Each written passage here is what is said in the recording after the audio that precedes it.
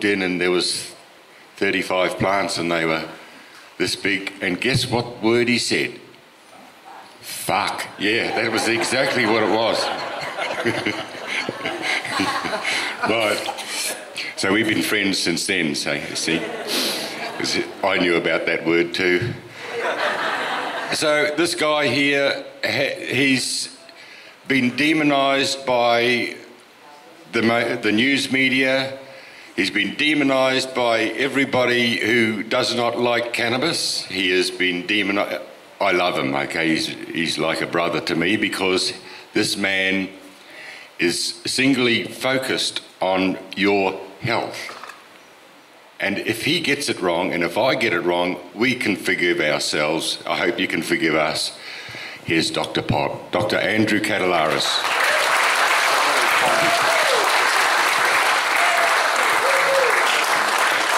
Thanks, everyone. Listen, there's an old saying, you can't teach an old dog new tricks, but I've learned a few tricks, or I'm learning a few tricks. The only thing I disagree with that talk is you said you're not doing science. This is science. Right? Science is a method of inquiry aimed to elucidate the truth. Right? You're probably one of the few honest scientists. And you can't say honest science, that's a tautology. All real scientists are honest, because otherwise you're not doing science. Right? So, yeah, that's the only thing I'll quibble with there. That's not so bad. Yeah. And the science is important, but there's a lot of other things in life as well. I mean, some of the intuitive knowledge that you get is actually more valuable than empirical knowledge, or sometimes intuitive knowledge actually directs empirical knowledge. I'm going to talk on two brief topics. Firstly, again, the endocannabinoid system with practical implications for that, and the next part on the legal situation that we're in and what strategies we've got. There's probably one other disagreement I have, that they said the people in Canberra are human. I sometimes doubt that, right? I mean, I'm aware of the idea of the reptilian analogy that Ike and others use, and sometimes sitting in their offices, I'm swearing I see scales over their eyes, right? There is not only politics, but there is an evil influence running in the world. I don't want to get too much of a downer, but this is for practical purposes. There is some dark force driving humanity into distress and underperformance, right? We're an incredibly resilient and resourceful race or breed of life, and we can do almost whatever we want if we're allowed to. Right, I've spoken before about the difference between hydrocarbons and carbohydrates. Remember, the world used to run on plants. I mean, the plants are our cousins genetically and spiritually. But since the 1920s, they've been pushed into the background in place of hydrocarbons. Right? So we went from carbohydrate to hydrocarbons. Now we simply have to go back to carbohydrates. I had a brilliant morning with Wayne Wadsworth and a couple of others looking at the factories that have been making hemp plastic and making hemp building materials. This is our future, and it's a future that we hope to articulate through the Hemp Party and actually get some real traction amongst not only people who are either drawn to the cannabis movement because of health problems, but looking for a practical and easily applicable method to change the disaster that humans seem to be rushing blindly into. Right, and just while it's in my mind, someone asked about seed storage. We did that testing some years ago. Generally, at room temperature, over 3 years, there's a stepwise reduction in germability. It goes from like 90% to sort of 60% to 30%, and then much less on the fourth year.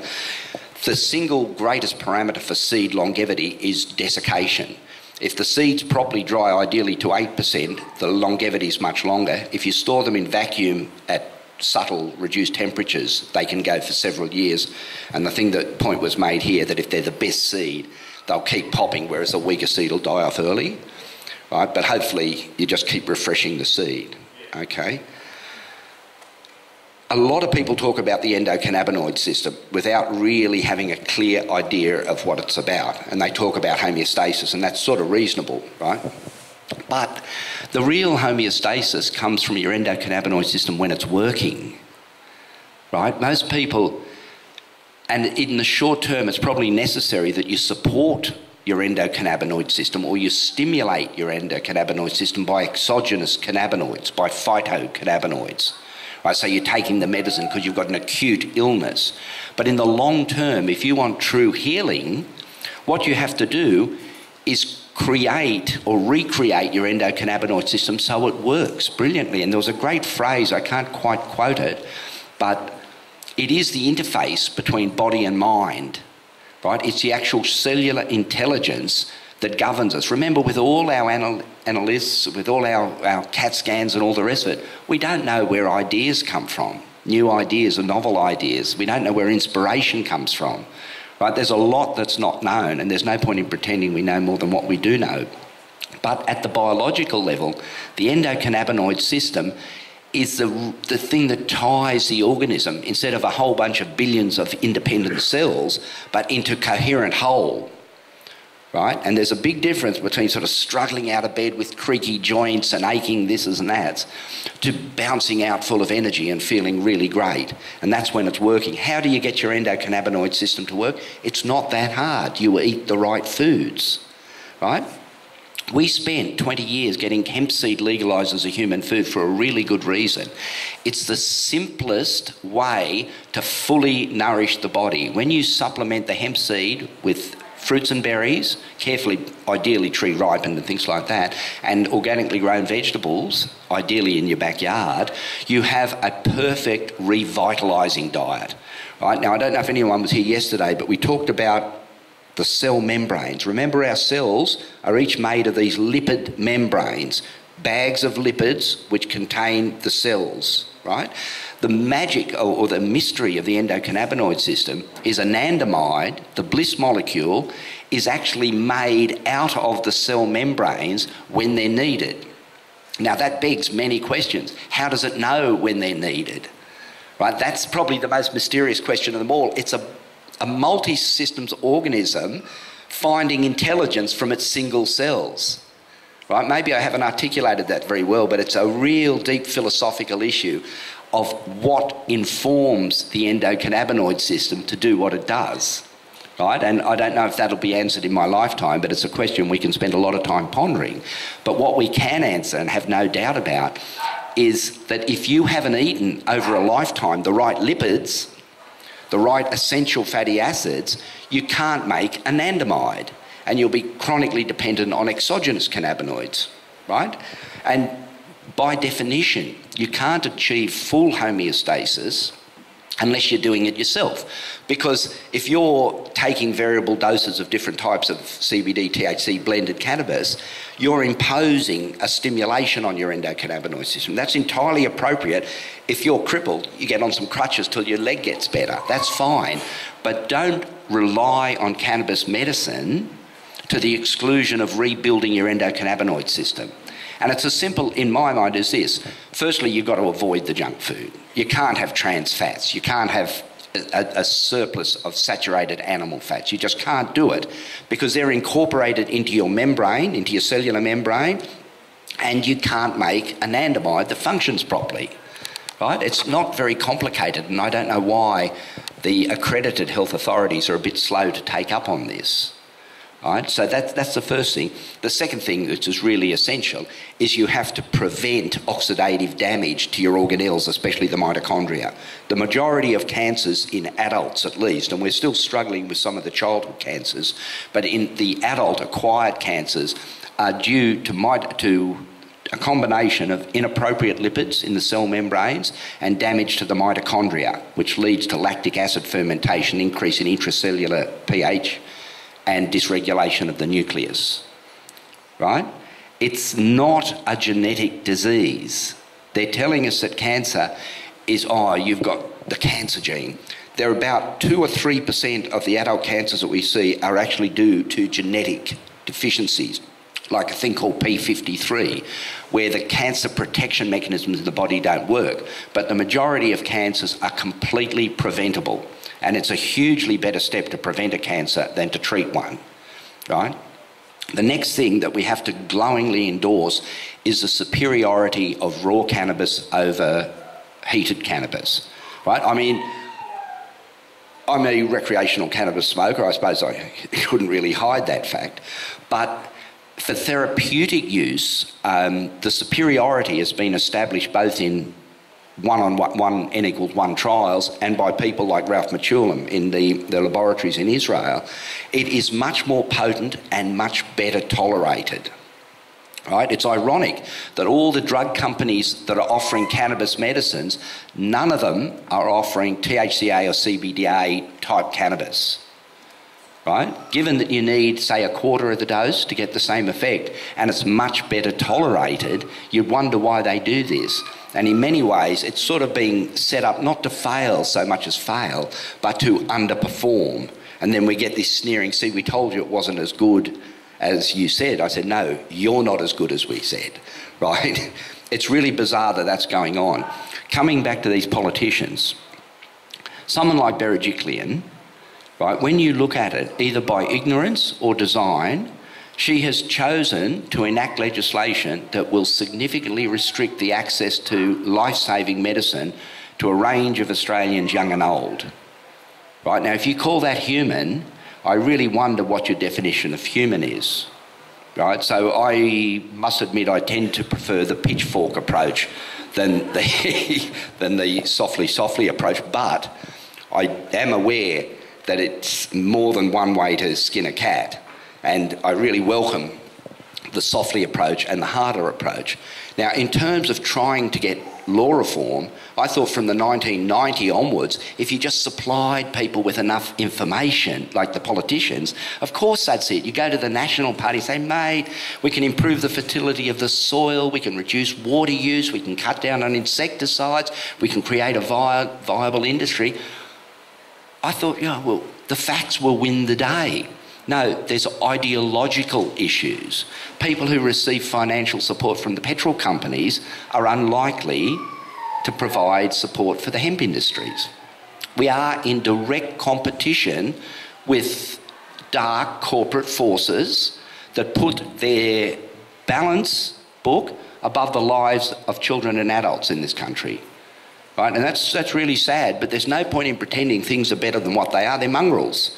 Right? They have huge budgets to build jails. The most worrying thing that I experienced when I was in Cessnock Jail and Parklea Jail, the two jails I was in, was that you could just sort of peek way over the razor wire in the distance, and what did you see? New jails being built. Right? Cessnock Jail, one jail, Shortlands Jail, has now become 4 separate jails. Right? It's frightening. And just to show the lack of humanity, all the cells that were designed either 1 out or 2 out, they just bolted another metal plank onto the wall, and the 1 became 2 and the 2 became 3. Right? It's pretty grotesque. So, you know, you have to be aware of what you're against. So what we've done, I mean, I've basically given up on educate the politicians. Right, because the only lesson they understand would be delivered with a house brick as far as I'm concerned.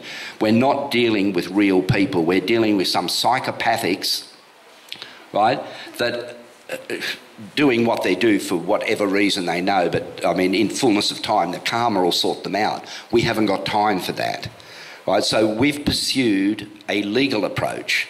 And so far, it's bearing fairly good fruit. This is how it works.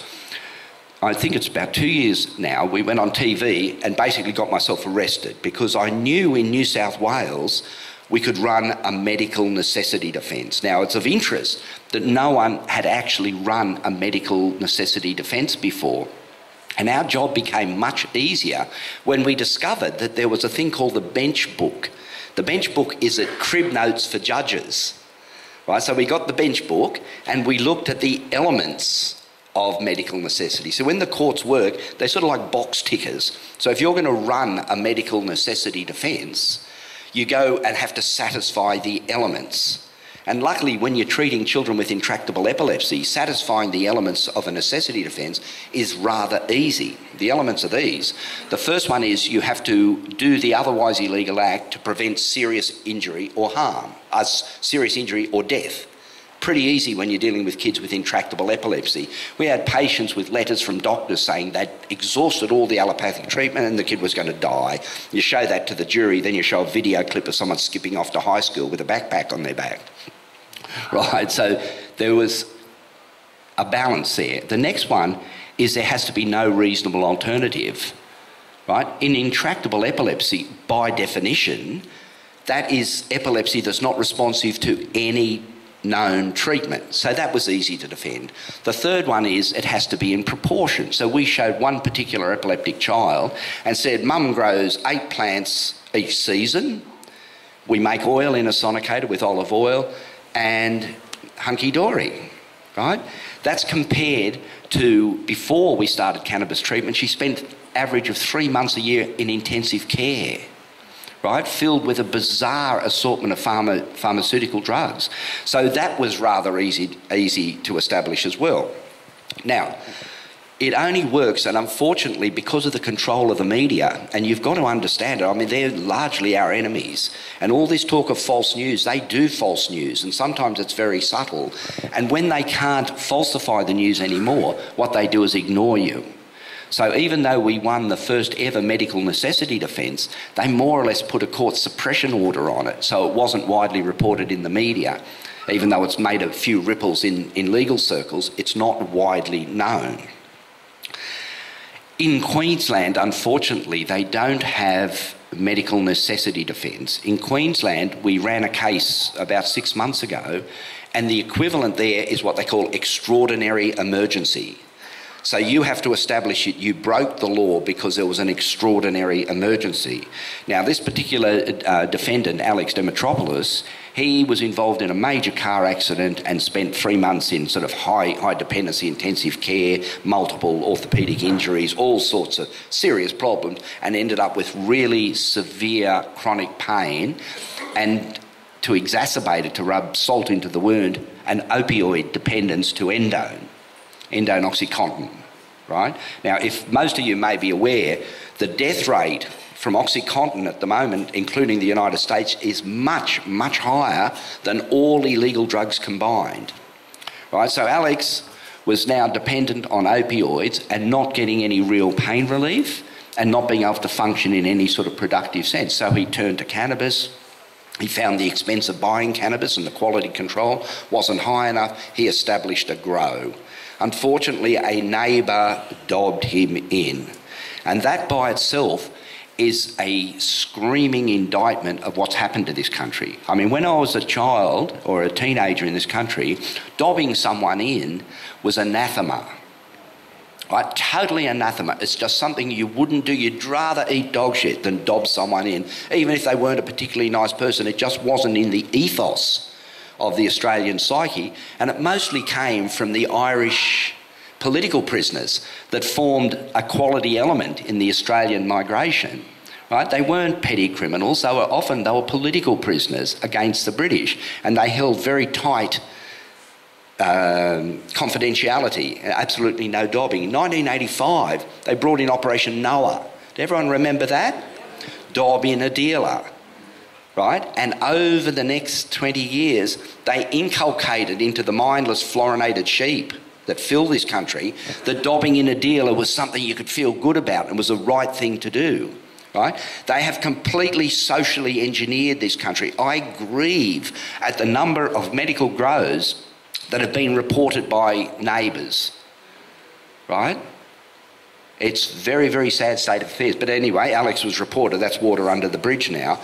And we tried to run a medical necessity, the equivalent of a medical necessity defence in Queensland with this extraordinary emergency. And there was much debate by the DPP saying that being in terrible pain and addicted to opioids with a high potential for overdose is not an emergency because the time element wasn't there, or it wasn't so extraordinary, because lots of people are in that position.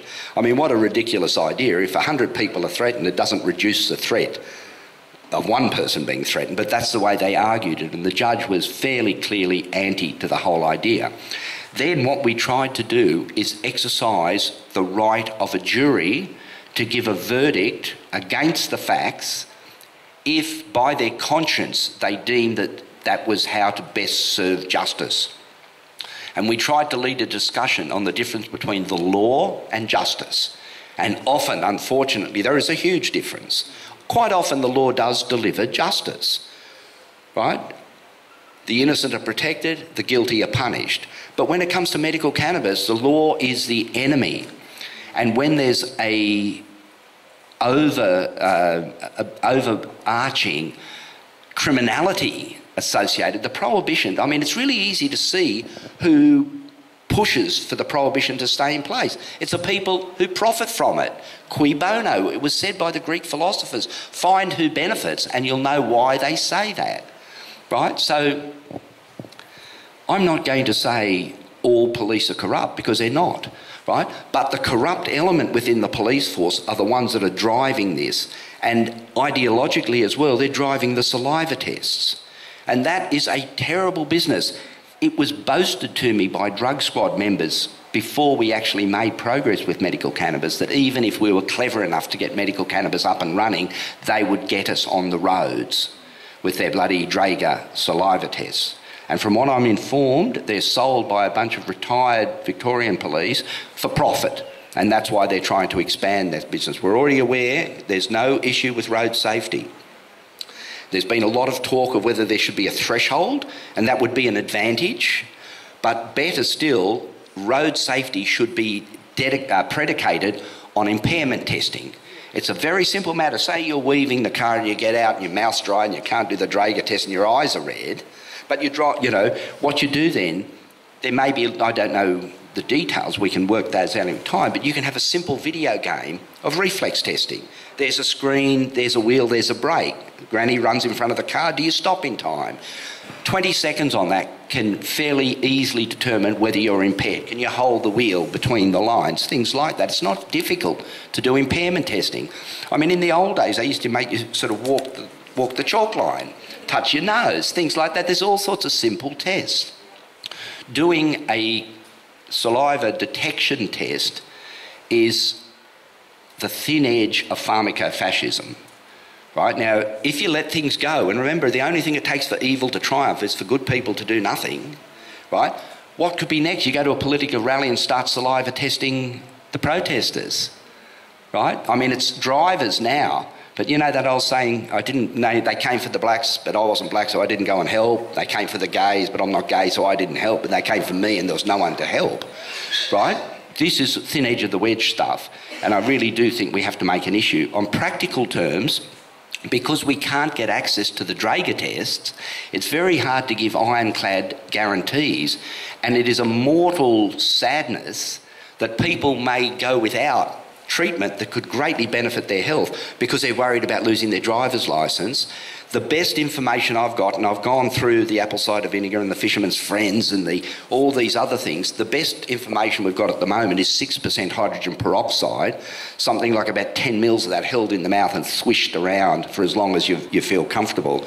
That appears on what limited testing we've been able to do with the limited number of Draeger tests to be the best matter at this stage. But in the long term, the only solution to saliva tests is to remove cannabis, firstly, from the saliva testing. Right? I feel quite strongly about that. The fact that they don't give any medical exemptions for cannabis, but you can drive under the influence of Valium or Xanax or Seroquel or any of these mind-numbing poisons, it really shows you the sort of things we're up against, right? Where, I mean, we're in competition with people with an agenda. Okay, what else is there to say? The other thing that's really interesting, and it was amply put to you earlier, the superiority of raw cannabis. When you make cannabis oil, I mean, no matter how careful you are, it's hard to maintain the wholeness of the plant. What I've been doing recently, when quality buds are available, is simply measuring out by weight an amount of this and putting it into a hemp seed smoothie, right? And it's shown some responses that I haven't been able to get with any of the oils that I've tried, for instance, in some children with intractable epilepsy, right? I mean, we're still evolving the knowledge. I mean, we don't get 100% response rate, but, you know, we went from 30%, we're sort of getting up 60, 70%, and we think we can push it up a bit higher. But using the simple bud has real advantages. Firstly, it's simple to do. There's absolutely no loss. When you make the hemp seed smoothie too, it sets up a discipline of not only treating a deficient endocannabinoid system immediately, but it's also rebuilding your endocannabinoid system for longer term benefit, right? So it's as simple as that. Make one meal replacement if you're dosing with cannabis, hemp seed smoothie, coconut water, say, banana, you can vary it, fruits and berries, hemp seed with some chia seed, and people talk about dose. And someone will say, oh, but I've been on hemp seed for 3 months, I don't feel that much different. Oh, how much are you taking? Oh, a teaspoon. And well, that's a bit light, right? I mean, the minimum amount is 40 grams a day, minimum, right? That's only the entry level. That's only 4 heaped tablespoons and 1 or 2 tablespoons of chia seed, right? I explained, I think yesterday, why we choose to do that, and I think it's really important that you understand because you're more likely to apply it, right? Hemp seed has an ideal ratio of omega-3 to 6. It has a 1 to 3 ratio of omega-3 to omega-6, and that's ideal for long-term administration. But if you're starting way behind the 8 ball, you might be 1 in 5 or 1 in 10 or even worse in some cases, and you're in a constant state of inflammation, you have to more rapidly correct than by taking maintenance doses. So the chia, and only chia and flax have this inverted ratio of 2 times the omega-3 to 1 times the omega-6. Well, you might say to me, why not just take the chia seed then? The reason is it doesn't have the necessary cofactors to metabolise the omega-3. Plant-based omega-3 is 18 carbons long, and it has some certain benefits in the body, but then it's elongated to 20 and 22 carbons to go into the brain and into the other neural tissue, right?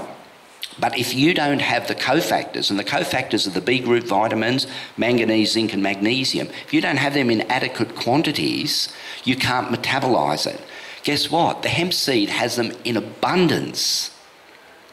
Right? I mean, if you get anything from this talk, go and get hemp seed and make it a daily habit. Right? It's got more omega-3 than fish without the polluted Pacific Ocean. It's got more B group vitamins than wheat germ. It's got more minerals than most other food, but in a balanced package. Right? Do yourselves a favour, do your endocannabinoid system a favour, but most of all, do your children a favour. They're struggling out there with junk food and junk media and fluoridated water and a whole lot of electromagnetic smog, and that's only set to increase. We can really look at the terrible prospect of our children and our grandchildren not living as long or as well as we've lived.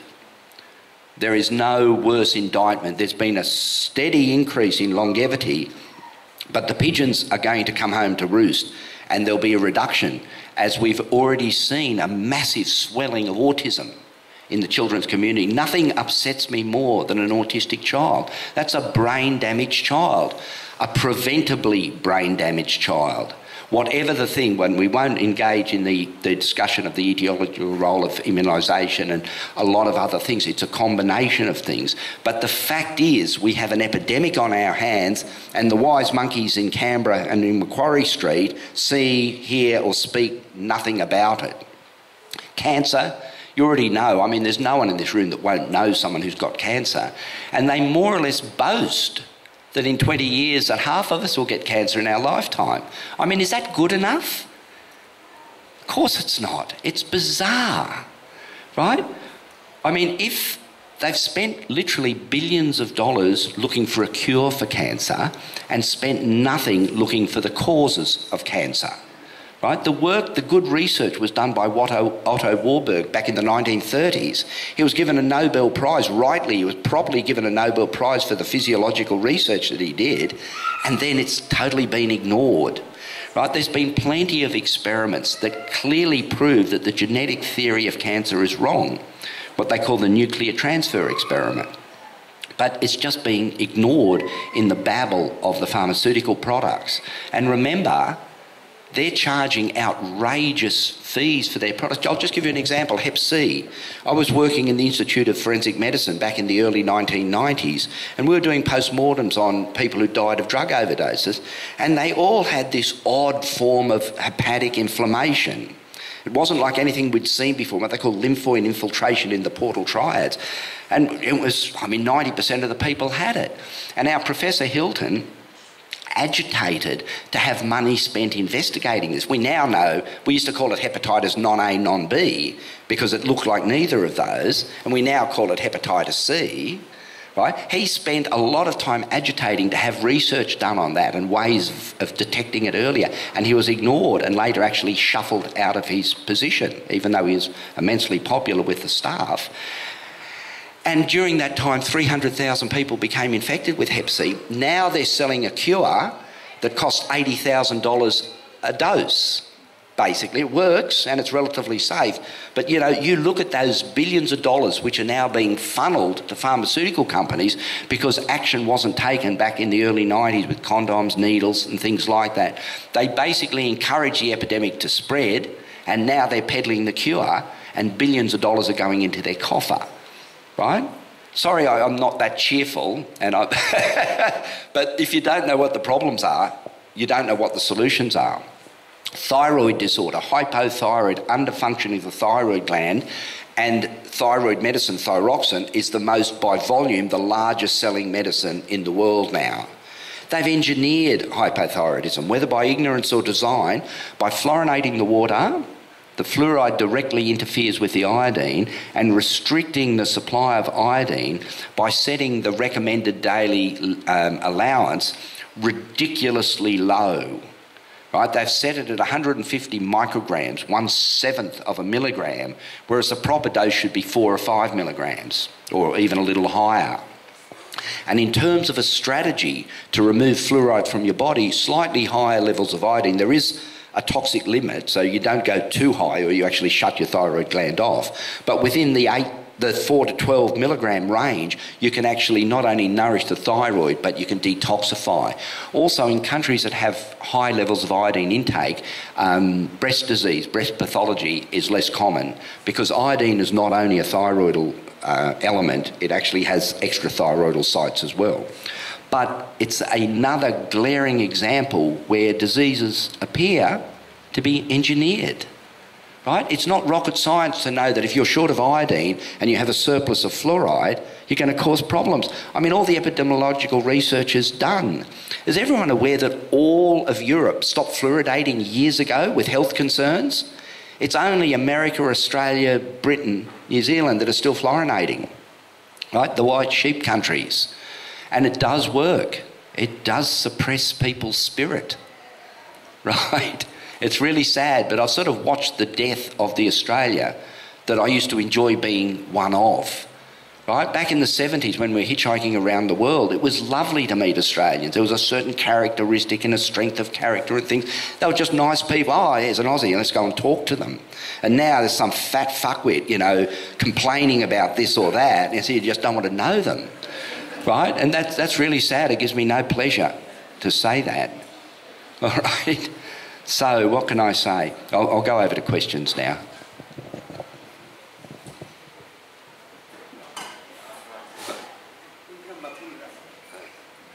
It's a race to the mic, though. Be an Aussie, push her out of the way.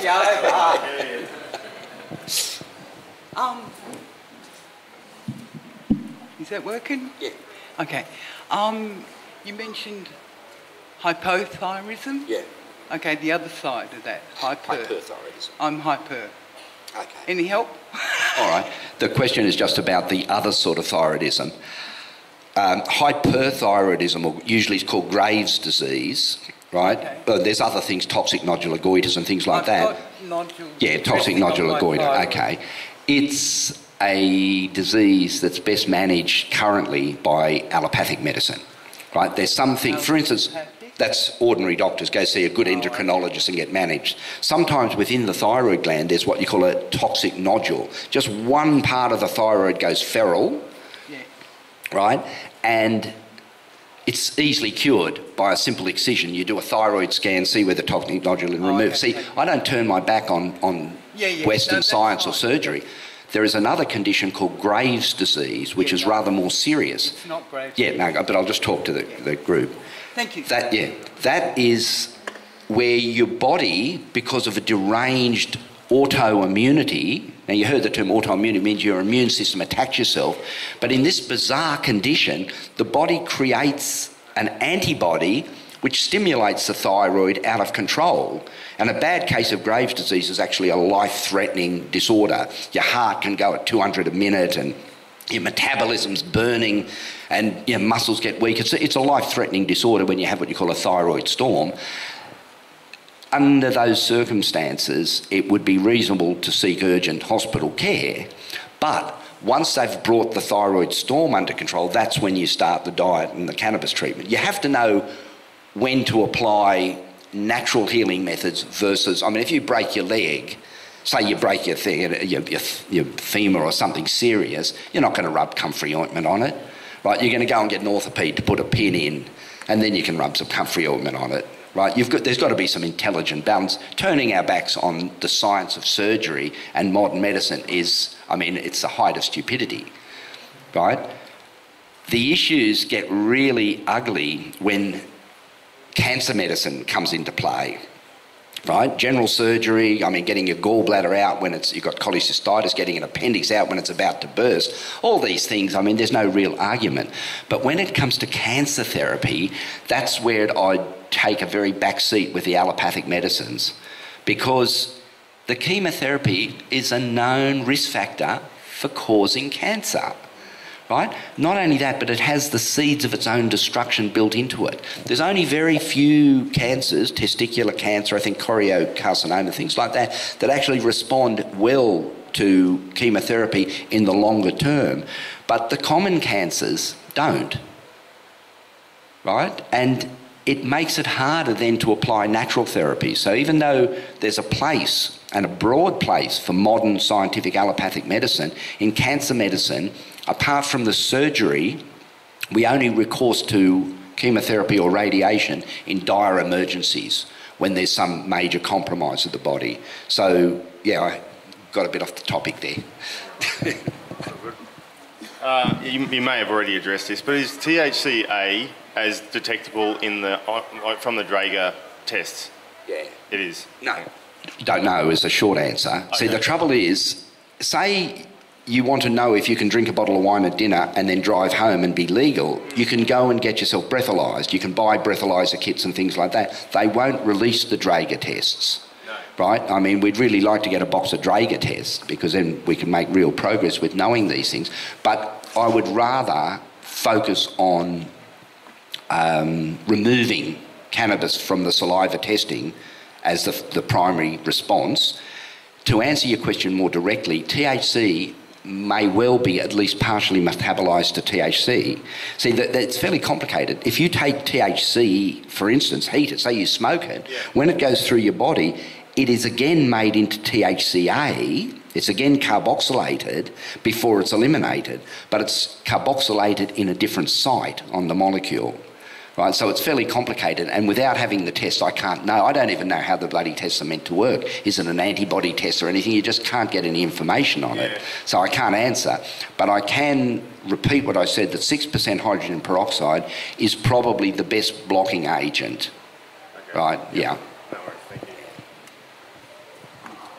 Just a question about whole plant medicine. If you're growing the female plants and you're making them into a smoothie and you're not changing the composition of the plant, would it be better to have plants that actually have the seed in them and then make that the smoothie, because you're getting obviously the whole plant medicine, not just the female plant? Yes and no, basically, like for two reasons. First reason, I mean, in the old days, before we got hulled hemp seed, we used to eat the hemp seed just because we wanted to eat them, and you spent hours picking the grit out of your teeth, right? And I mean, you try and get a kid to eat a bloody unshelled hemp seed, you got Buckley's chance. Also, there's simply not enough seeds. What I want you to do is put 40 grams of hulled hemp seed in and then put the sinsemilla in, right? I mean, by the time we're finished here, you'll know how to grow nice quality sinsemilla. So it's not really necessary. I mean, how many seeds do you get in a bud? And it's just enough to make grit in your teeth and not enough to actually contribute dietetically. Does that answer your question? You need much more hemp seed. So yeah, 40 grams of hemp seed, a bit of chia seed, and then your bud, and whip that up with some coconut water and berries, a banana or two, and you're in business. Hey? Yeah. So my question is about type 1 diabetes. So my son was diagnosed 12 years ago. He's doing really well. He's on a vegan diet. He's really fit. He's really healthy. Obviously, so I'm trying to help. And I was just thinking that maybe CBD oil Okay, I'll repeat the question. I'll repeat it, just let me hear it, yeah. Look, the question's about type 1 diabetes, right, and how cannabis treatment can help. Is that the question? That's right. Okay. Yeah. And, you know, the pancreas. Yeah, listen, I mean, as people may know, there's two types of diabetes, or there's three actually. There's, and there's probably more if you want to subtype them. The type 1 is a much more severe autoimmune-mediated attack on the islet cells, the insulin-producing cells. Type 2 is by far the most common form, and that's what they used to call maturity onset diabetes, because most diabetics start in childhood or teenage years. And then these geniuses came up with MODY, mature onset diabetes of the young, right? And that just means you've had far too much McDonald's hamburgers and things, you've got fat and insulin resistant at a much younger age. Type 2 diabetes is easy to control and then cure. Right? If you make the right diet and lifestyle changes, you can cure type 2 diabetes in every patient. I can say that without any real shame. It's a sugar poisoning, basically. You're flogging your poor old body, you're flogging your poor old pancreas, and once you change that and move towards nutritive ketogenic diets and things, you can cure it. Type 1 is much trickier because the person, depending on the degree of the type 1, the damage to the islet cells, right, can be subtotal, and there's very little room for recovery according to the allopathic theory at this stage. I would certainly encourage, and the earlier you treat, probably the better. We're here operating here on a fairly slim knowledge base, right?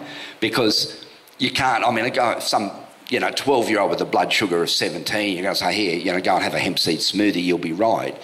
The medical board will be all over his face. Also, it's not right by the patient, right?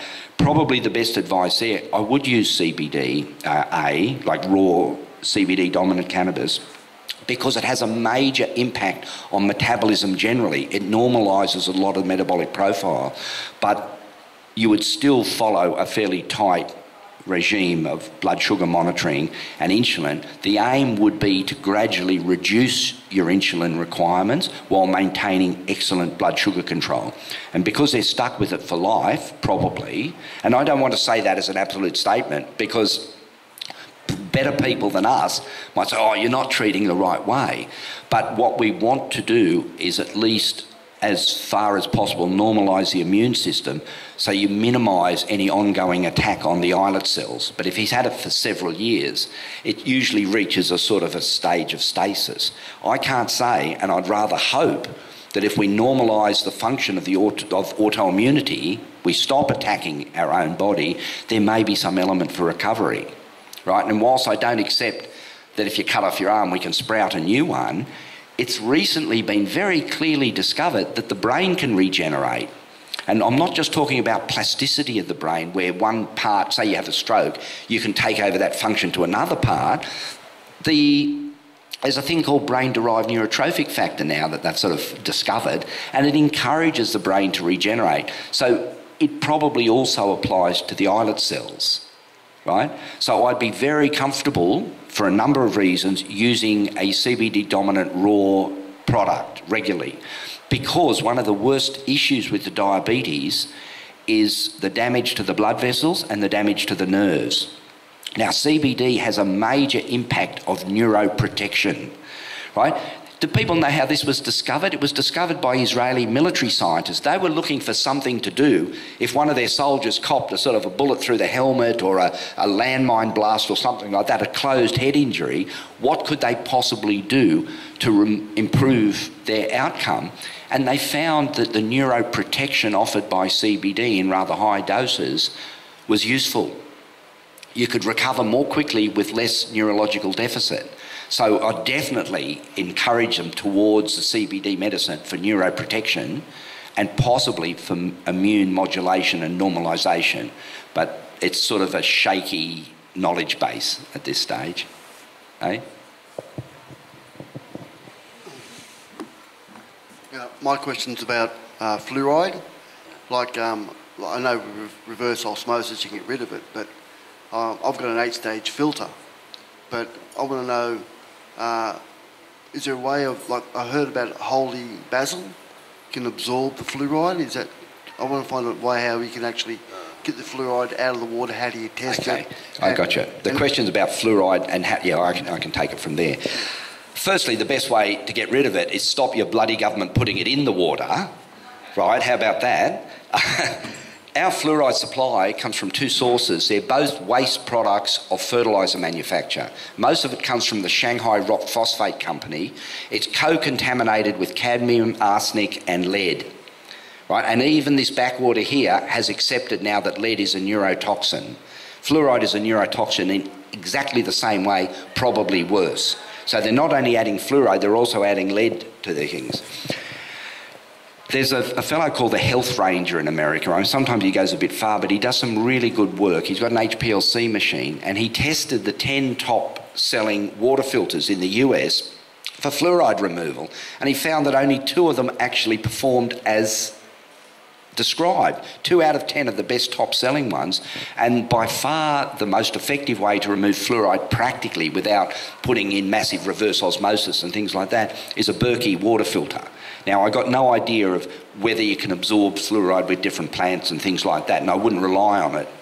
A Berkey filter, B-E-R-K-E-Y, you get them off the internet, they're English, and they actually are simple gravity feeders. They come in different sizes, but the 8-litre one is very convenient for a family. You just fill it up with 8 litres of water the night before, and it slowly trickles through this wick, which absorbs it, and you change them each year. And you get water that's about 98% removed of the fluoride, so that's worth doing. I mean, obviously using rainwater you don't have to, you can distill if you must, right? But expensive water filters don't always work. Ordinary carbon filters don't work for fluoride. They'll take the chlorine out, but they won't take fluoride out. Resin exchange filters can, but it depends on the quality of the resin, right? And they can be a bit expensive. So it's easier, in my mind, I rely on a Berkey. You can pick it up and take it from place to place. Yeah, it's just too easy. There's no plumbing. Yeah, so I don't think you have to go further than that. Ironically, it was the least expensive and the most effective. Right? So you often don't have to spend big money to have good results.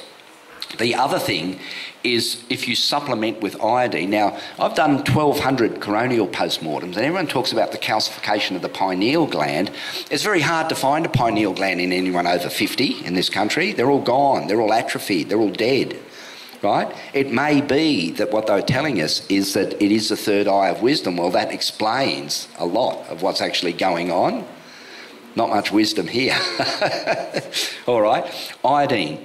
Having generous doses of iodine can help displace some of the embedded fluoride, and that's worth. Now, they've made it rather hard to get iodine supplements, and the ones you buy from the internet and things are all measured in micrograms. And so you've got to take 10 to 20 tablets or more just to get a decent dose. I've actually got some bottles we make up, which is just purified seaweed without any, just crystallised potassium iodine, and that's good, and that's probably the easiest way to do it. In the fullness of time, I'll be providing them at the Hemp Embassy, but I've got a limited number outside which we sell. And compared to, say, buying shopboard iodine supplements, you might spend $20, which at the doses I'm recommending, that might last you a week, where we sell them for $15 and they last you for about 6 or 7 months. Because I don't think sick people or people trying to get well should be seen as a cash cow for ethically challenged people, right? Some of the most inspiring things that are happening now, because the people around here, the activists, the compassionate growers, are really getting their stuff, their gear into action. And the prices of quality oil, the quality's going up and the price is coming down. Right? And that's a real positive thing, because I've had a lot of patients that we could have done a lot better on if they weren't paying $100 or $200 a gram for resin. Right? The price here is going to be $30 a gram, which is fair by the growers and fair by the patients. Right? And that's probably the way it's going to work. We'll continue with these legal challenges, because once we get juries to accept that medical necessity is a valid defence, and the judges will have to accept it, it'll be a lot easier, because the big growers, the police will simply stop arresting the big growers because they'll lose in court every time, right? And there is another provision. The TGA can also prosecute. So when I was prosecuted under the Drugs Act, the maximum penalty was life in prison, but they could have charged me under producing cannabis medicine without a licence, and there's only a fine. right? But because of their malevolent intent and they're wanting to sort of threaten and cower the people, they chose to use the Drugs Misuse and Trafficking Act. Now, we need help, right? A movement can't operate by itself. We need you to firstly join the hemp party, right? We did really well with 2-week preparation in the last, we got 2.6% of the vote in this state. With a bit of talking up and a bit of effort, we can increase that and possibly get a Senate position. Now, that's not going to change any laws in this country, having one angry senator in the back seat sort of hurling abuse at the current government, but it will give us a microphone that spreads a lot further than this room. So I really want you to think about joining the hemp party, and as we produce literature, start talking it up for friends and family and make it a real grassroots level. You might think about joining the Fluoride Action Network, because in my opinion, the single best thing we can do in this country to move things forward and get us out of the morass that we're currently in is to stop fluoridating. In about 3 to 5 years, people's brains will slowly start to come alive a little more, and there'll be more focused agitation. So that's a very worthwhile thing. Now, much more immediately, on Friday, this Friday, Friday the 1st, we're running a court case in Brisbane. It's in the Supreme Court of Appeal. And what it is, when we ran this extraordinary emergency defence, the judge wouldn't accept that this was an extraordinary emergency. So we're appealing to the full bench of the Court of Appeal that it was an extraordinary emergency, and the use of cannabis to stop opioid addiction and dependence is a medical emergency. But more than that, we're arguing the case that a defendant should be allowed to directly address the jury on the fact that they have the power to nullify the statute law. Now, what that means is if in their conscience they think the law is not delivering justice to the defendant, that growing 20 plants in your backyard to give to your sick mum who's sort of crippled with lupus or something like that is not a criminal act, they can give a verdict of not guilty against the facts. And that's what happened with me, right? But I had a fairly humane judge, Judge Jeffries. In fact, I now come to learn he's probably one of the sort of the most normal human beings in the judiciary in New South Wales. So it was a real sort of blessing that we got an easy one to start with. I realised just how lucky I was when I ran the case again for someone else and we got one of these hanging judges, Judge Kent. Oh, he wasn't going to have any of this hippie shit in his courtroom, mate. You know, you're all guilty, you broke the law and you're going to jail. That was his attitude, basically. So what I want, and make an effort, I know everyone's busy and they've got this and that to do, we want a lot of people at the Court of Appeal in Brisbane on Friday the 1st. The reason for that is, it's in George Street, Brisbane. The reason for that is the media has been more or less instructed not to trumpet our triumphs, not to show our victories. And the only way we can get the media to report on the court case is by having enough people there that they can't ignore, right? There's always media hanging around the courts. If we get 100, 200, 300 people there